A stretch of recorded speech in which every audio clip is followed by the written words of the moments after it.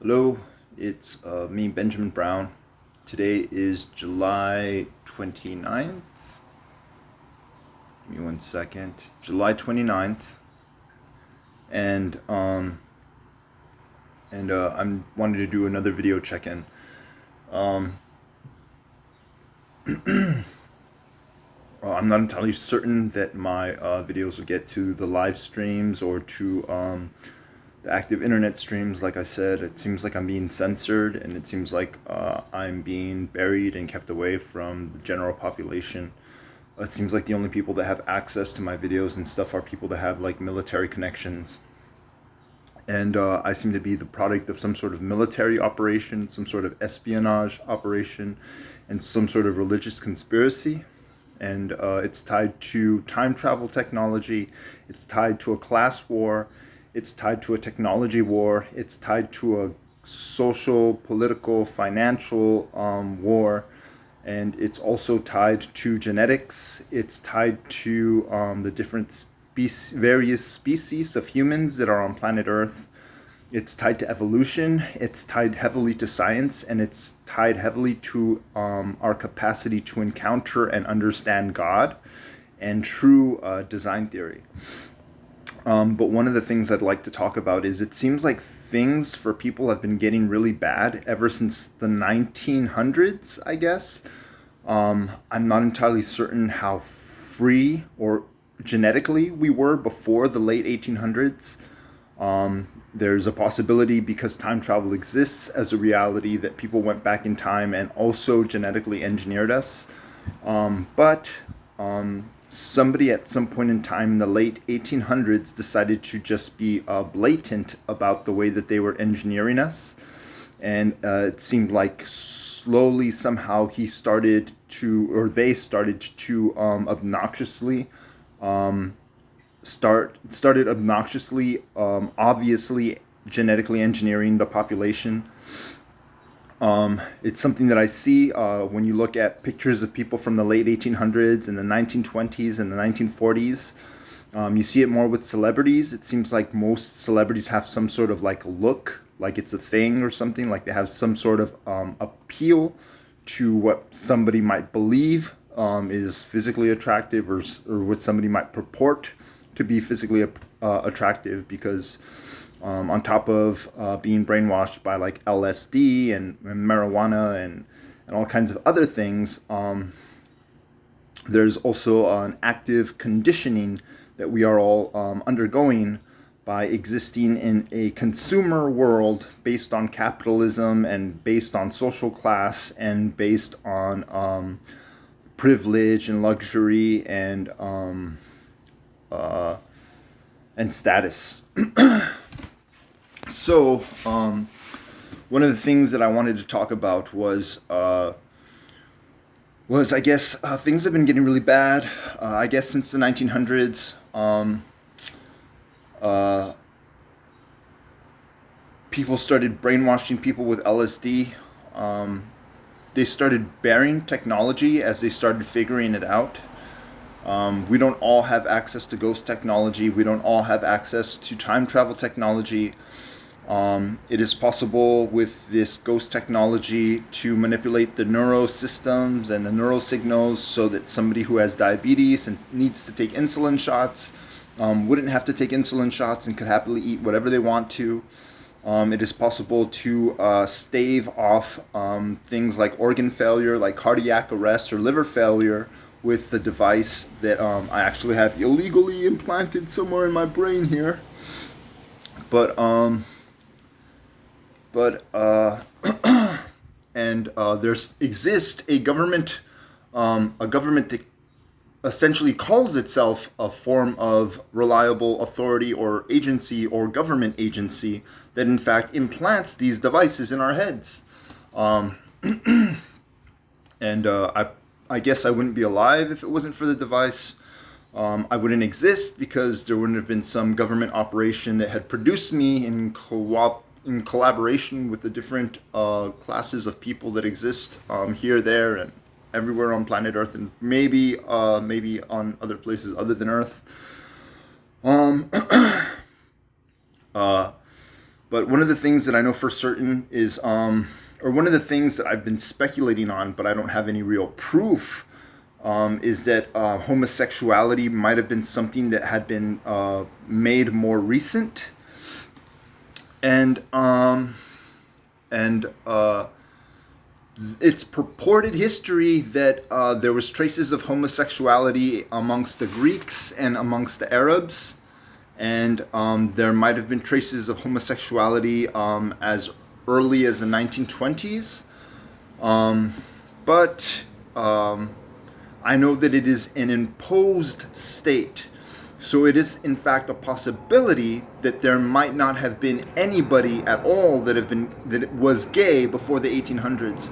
And I know that it in fact might be a systematic form of assault to induce degeneration, teaching people that Greek history involved homosexuality. Because one of the things that I was taught was that back in the days of the Greco-Roman Empire, that some of the generals or whatever, or some of the older warriors or whatever, when they would take the boys off and teach them and start training them in their military camps, that very oftentimes one of the older generals or one of the older soldiers would take one of the younger boys to teach them all the different things that he needed to learn, and sometimes that he would sleep with them. And this is what I was taught. I was taught that that was, in fact, history, that men would take the young boys and sometimes, very oftentimes, they would sleep with them. And that the Greco-Roman attitude was the only thing that the woman is really necessary for is to produce more children, and after that, I'm not really concerned about her. That's what I was taught. I feel like it is a purported idea or a thing, that there's some sort of association between Arabs and homosexuality, probably because of the Greek thing. I'm not entirely certain, but now, as I've encountered it, the Arab culture is a strict culture, and it is not conducive at any way from counterculture ideas or things like that. Again, I'm going to say that homosexual orientation is an imposed state, and that people that are in fact homosexually oriented have either been conditioned since they were very little through sexual contact, or somebody is who is on ghost form, who is on the individual, is actively influencing them through technological or psychic or telekinetic means or otherwise, to feel those things and to act on those things. So it's now so bad to the point where a majority of the global population are performing oral sex and doing things like swallowing semen, eating the anus in order to indulge sexual appetites or sexual indulgences in which they eat the anus, and not only eat the anus, but put their penis in the anus. And obviously with homosexuality, that's the norm, is putting your penis in the anus. And I guess it's a very recent thing. I've been taught, or it has been instructed to me, that before the Europeans showed up in these territories, the indigenous populations had happy marriages, and they didn't do things like practice oral copulation. They just didn't bathe enough, and because they didn't bathe enough, those body parts didn't seem very appealing for the mouth or for anywhere around the nose. And it's just because we're indigenous and we that's not what we're doing or whatever. Obviously now our standard of living has increased a little bit and we bathe regularly, but whether or not it is acceptable to put your mouth on the vagina, or put your mouth on the anus, or put your mouth on the penis really seems to be something that's tied to culture, to identity, and as I'm coming to understand and practice now, also religion. There was a point in time when it was something strange to hear that oh, it's a religious practice not to drink. For me, that was just like, no, there's no way I could do that. Obviously, I don't drink anymore. The other thing was like oral copulation. It just sounded bizarre. Like, oh well, the reason they have those rules is because they didn't used to bathe before because they were out in the desert, and so putting your mouth on those body parts just wasn't gonna happen. But now my understanding of it seems to be a little bit more mystical and a little bit more in compliance with ideas that come with true belief in God. Like it is not okay to put your penis in the mouth of a woman who prays to God, and it's not okay for you to put your mouth on the vagina if you pray to God. And obviously, it's not okay to put your mouth on the anus if you pray to God. But the other thing is, I guess because there's some sort of tie to indulging your animalistic impulses and degenerative behaviors, or behaviors that might seem degenerative or impeding in some way, or regressing or dormant parts of your brain. I don't understand cerebral science or neuroscience enough to understand the way those things work, but I'm certain that they are all tied together in some way. Um,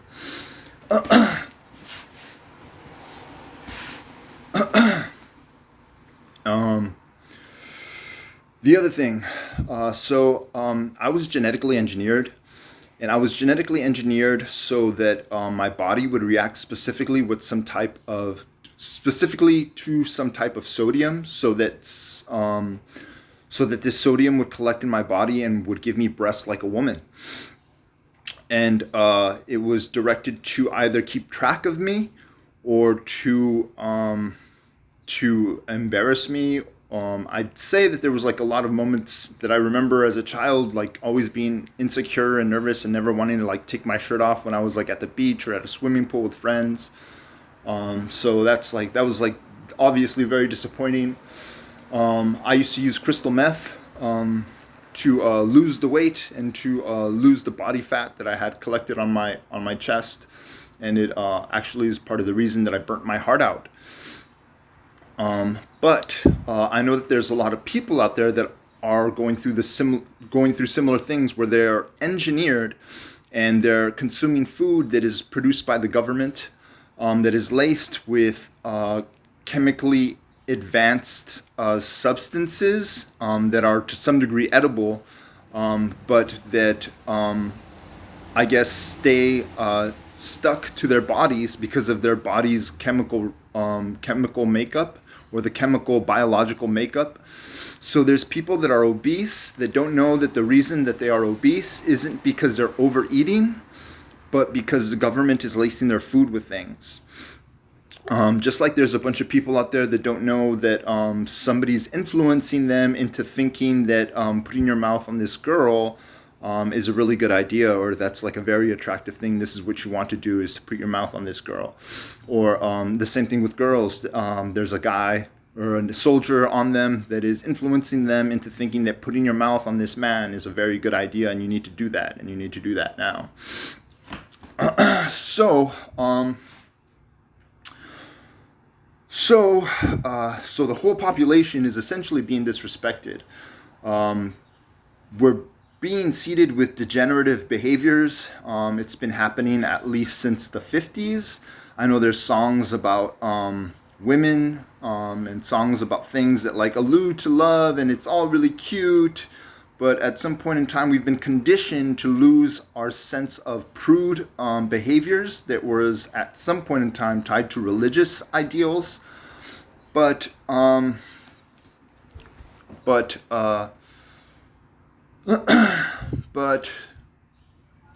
nowadays it's just like it's not a big deal.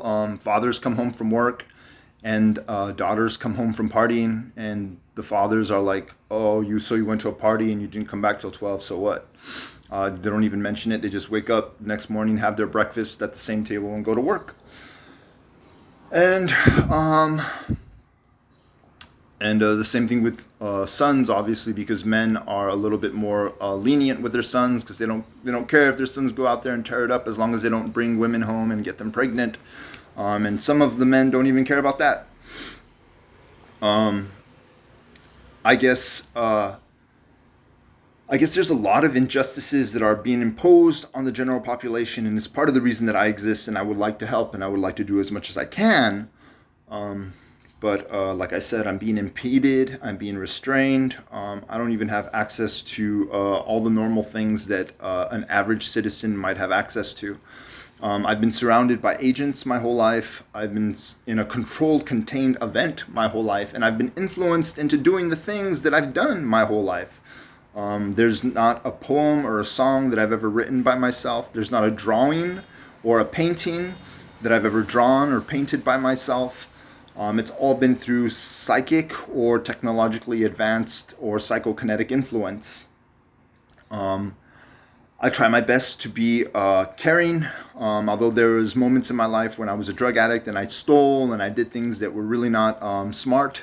I've stolen to eat. I've stolen to support my drug habit. I've stolen from my mother. I've stolen from my father.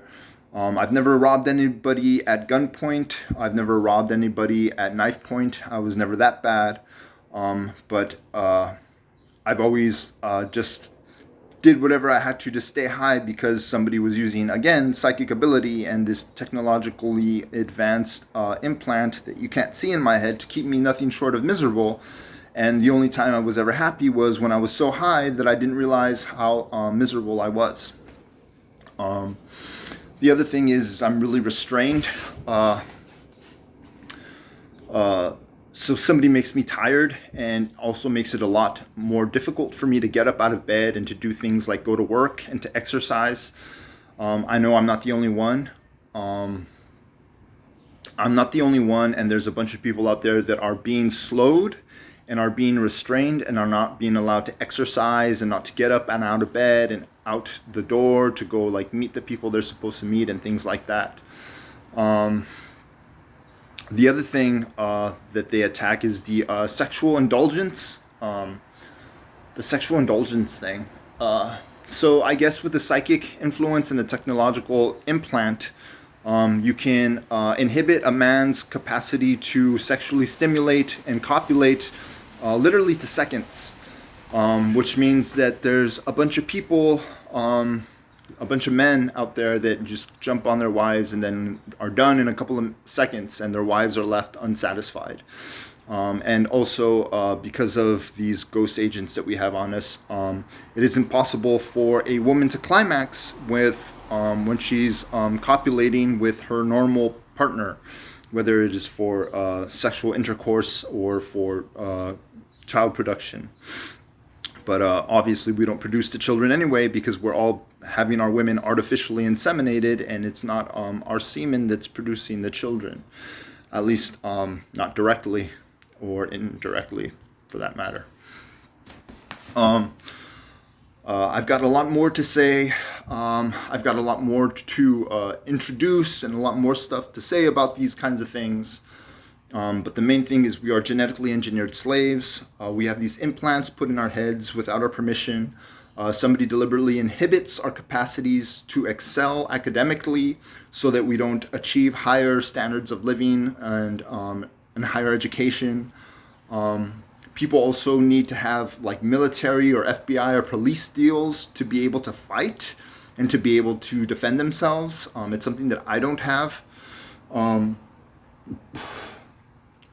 And people also need to have some sort of deal to be able to go to school and to study. I don't really know how my dad pulled that one off, but it's not one that I was able to pull off. I didn't go to a state college.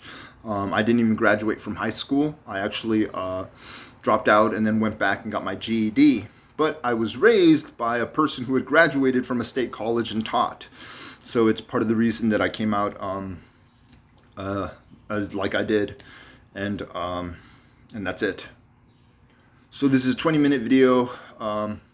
That's the end of it. I'm gonna talk more about these different things, and I'm gonna post this video, and I'm gonna keep posting videos even though I have limited access and people have limited access to me. They can mess with the sounds and they can dub these videos, so there's a chance that even if you got your hands on this video, it's not an accurate video audio log. And I'm gonna try my best. Okay.